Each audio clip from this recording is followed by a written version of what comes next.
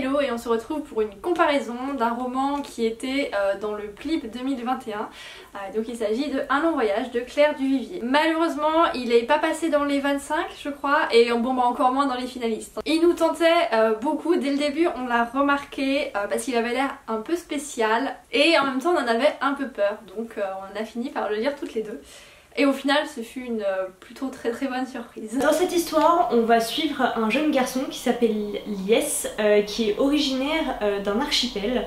Archipel dans lequel s'est installé l'Empire en fait, qui a colonisé, on va dire, conquis tout un tas de cités-états. Comme sa famille cherche à se débarrasser de lui, il se retrouve un peu esclave sous contrat, mais ça reste un peu de l'esclavage quand même, de la colonie de l'Empire sur une des îles. Il va grandir là-bas et rencontrer une très grande femme issue d'une longue lignée de l'Empire, qui en fait n'en est pas vraiment un, parce qu'il n'y a plus d'empereur, je crois. C'est un peu particulier au niveau politique. Donc il va rencontrer cette femme dont tout le monde parle par la suite et il va se retrouver entraîné à sa suite dans... Alors on a l'impression d'après le résumé que ça va être tout un tas d'aventures. Il se trouve que dans le roman c'est pas tout à fait ce que ça donne comme résultat. On est sur un roman qui fait 300 pages, donc il est extrêmement court, surtout que honnêtement c'est très aéré hein, comme mise en page, comme texte, ça se lit très bien. D'ailleurs j'ai adoré le confort de lecture sur ce roman, c'était mon premier aux éditions des Forges de Vulcain et c'était top. Et en fait dans ces 300 pages, je vous assure, quand je l'ai refermé je me suis dit mais j'ai lu au moins un truc de 700 pages, c'est pas possible sinon, parce qu'en fait on va suivre toute la vie de Lies depuis ses 7-8 ans à peu près, jusqu'à je pense au moins ses 70 ans. Toute sa vie, il y a quand même des ellipses hein, donc on suit pas non plus tout en détail, mais c'est vrai que c'est... Bah franchement pour 300 pages il y a de l'information, il se passe beaucoup de choses et c'est vraiment fou, enfin... La façon, la maîtrise qu'il y a dans ce roman pour tout au final, que ce soit les ellipses, que ce soit tout le contexte, la politique et tout, enfin c'est dingue, je comprends pas comment elle a pu faire un roman aussi bien. Surtout que c'est un premier roman et surtout au final c'est du coup assez lent et pourtant très addictif, et c'est ça, et même en le refermant j'avais toujours pas compris comment ça a pu être aussi addictif et aussi plaisant comme lecture, je ne peux pas l'expliquer. Très difficile à lâcher alors qu'il y a extrêmement peu de dialogue, vraiment très peu. Étonnamment il y a aussi assez peu de descriptions en fait, c'était particulier. Finalement par rapport aux personnages on sait pas trop à quoi, alors il y en a quelques-uns qui ont des particularités physiques qui sont essentielles à l'histoire, qui sont nécessaires pour la compréhension du contexte, mais sinon il n'y a pas de description physique des personnages, on sait pas trop à quoi ils ressemblent. Ce qui ressort le plus c'est tout le contexte politique, les relations diplomatiques, qu'est-ce qui est induit par l'histoire de quelle cité-état, les coutumes aussi par rapport aux vêtements notamment qui rentrent aussi en ligne de compte. Et juste avec des éléments comme ça, on arrive à faire un petit bijou incroyable. La maîtrise, et enfin comme le disait Mélo, tout est maîtrisé en fait. On enchaîne des périodes de vie plus précises parce que focusées sur un événement en particulier, avec des ellipses mais qui sont là pour le coup de très bonnes ellipses. On a beaucoup râlé contre les ellipses dans Le Chant des Cavalières parce qu'elles n'étaient pas du tout maîtrisées, on ratait plein d'infos, et alors là mais c'est tellement à l'opposé, c'est absolument incroyable.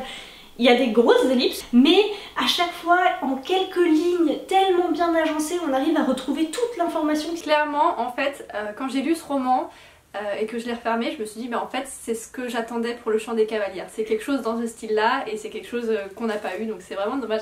Clairement il aurait plus mérité d'être dans les 25 plutôt que Le Chant des Cavalières pour sa maîtrise. Et toujours en parlant des descriptions, donc on n'a pas de description physique des personnages et on n'a pas forcément de description morale ou du caractère des personnages. En fait il faut le déduire des actions qui sont faites, de leur comportement etc. Il n'y a pas vraiment, on ne dit pas voilà elle est très têtue ou ce genre de choses, c'est à nous, c'est beaucoup plus subtil et du coup ça dresse un portrait psychologique des personnages qui est vraiment beaucoup plus varié que ce qu'on a d'habitude quand on décrit directement avec un mot. Et après c'est à chacun d'interpréter aussi.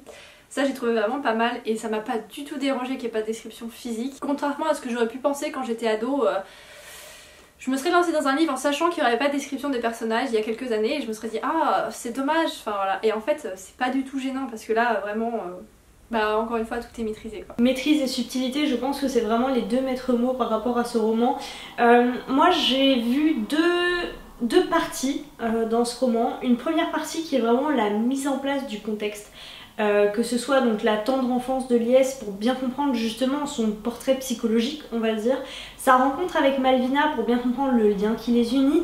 On pose aussi tout le contexte politique qui comme je vous le disais est assez complexe et que je vais pas du tout essayer de résumer ici parce que je risquerais de pas faire honneur à ce qu'a créé l'autrice. Donc vraiment une structure autour de cette mise en place des liens avec les personnages, on voit grandir ces personnages ensemble. Et après, on part sur le voyage en soi, une autre étape, et on rentre dans quelque chose de beaucoup plus fantasy, mais qui reste extrêmement mystérieuse. On sent poindre le truc vers la fin de la partie 1, mais vraiment dans la partie 2, ça prend en ampleur, ça prend toute la place, et que dire, c'était incroyable. J'ai trouvé extrêmement original toute la partie fantasy que nous a amené l'autrice.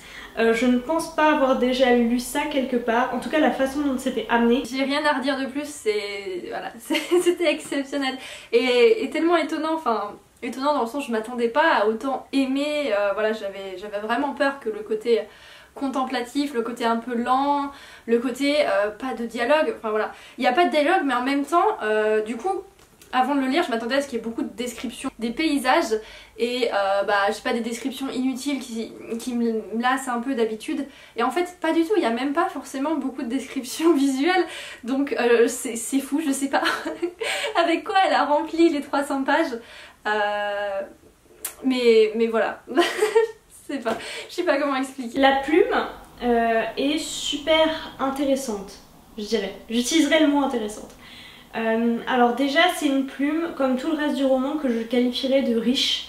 Il y a énormément de mots de vocabulaire qui sont très recherchés, qui n'ont rien à voir avec un côté mythologique ou fantastique ou quoi que ce soit, c'est vraiment riche. Voilà, riche c'est le mot je trouve en termes de vocabulaire employé. La syntaxe est fluide mais en même temps elle n'est pas simpliste. Ouais. C'est de la fantaisie adulte. Mais quand je dis adulte, c'est pas pour dire qu'il y a du sang partout et qu'on casse des crânes et qu'on viole des femmes toutes les pages, on est très très loin de ça. Je dirais que c'est quelque chose de fin, de fin, de raffiné, de délicat presque, et de tellement différent de ce que j'ai pu lire jusqu'à présent, que vraiment je comprends tout le bruit qu'il y a eu autour et je comprends pas qu'il n'y en ait pas eu plus d'ailleurs. L'autrice a fait un truc exceptionnel, elle a un don pour la narration parce que finalement cette histoire c'est pas un conte au sens où il était une fois mais vraiment c'est une histoire qui est contée, qui est racontée et il faut du talent je pense pour rendre ça aussi addictif. Clairement dès les premières pages j'ai trouvé la plume très très agréable, ça glisse tout seul, enfin c'est assez fou. C'est écrit que c'est un premier roman et bah, on sent pas du tout cet aspect premier roman, il est même bien mieux que certains deuxième, troisième romans pour d'autres auteurs. Voilà. C'est écrit aussi qu'elle est éditrice, donc bon j'imagine qu'elle connaît son sujet et qu'elle a vu beaucoup passer de romans et que c'est peut-être pour ça aussi qu'il est aussi bien maîtrisé. Mais voilà, c'est vraiment exceptionnel, il faut absolument que vous le découvriez parce que c'est une expérience de lecture quand même. J'ai été très très touchée par les personnages, mais pas émue aux larmes. Et ça je le précise parce que vous savez que je suis une madeleine, je pleure très facilement pour des personnages et là c'est pas le cas. Parce qu'il y a une prise de recul, une prise de distance, alors c'est pas dû que aux ellipses mais au fait que ce soit raconté par quelqu'un qui a l'air quand même sage finalement. Même si on raconte des périodes de sa vie qui ont été dures, voire très dures, j'ai pas pleuré mais j'ai été extrêmement touchée par ces personnages. Clairement il y a une distance due au fait de la narration, voilà, que c'est un personnage qui a vécu toute sa vie et qui raconte après coup. Et en plus il s'adresse à un autre personnage pour expliquer tout ce qu'il a vécu. Et par contre moi j'ai beaucoup aimé la fin, elle m'a pas fait pleurer mais je l'ai trouvée vraiment touchante, très bien fait, délicate, bien amenée et voilà, c'est une fin particulière, pas en demi-teinte mais pas toute positive, pas toute négative, enfin ça correspond tout à fait au roman. C'est vrai qu'on est loin d'un roman manichéen où il y a des méchants, des gentils, deux clans qui s'opposent avec l'un qui a forcément des mauvaises raisons d'agir. Là on est vraiment sur une situation tellement touchy, tellement subtile, où il est difficile de dire qui a tort, qui a raison, et donc on a ce personnage central qui est Malvina, qui finalement est, je vais dire, absente vers la fin, mais tellement présente par tout ce qu'elle a essayé de faire et essayé de mettre en place pour arranger les choses. Il y a finalement qu'elle qui a dès le début la clé en fait, et qui fait de son mieux parce qu'elle sait que déjà personne ne va la croire, et deux, qu'il n'y a aucune façon de se sortir de ça.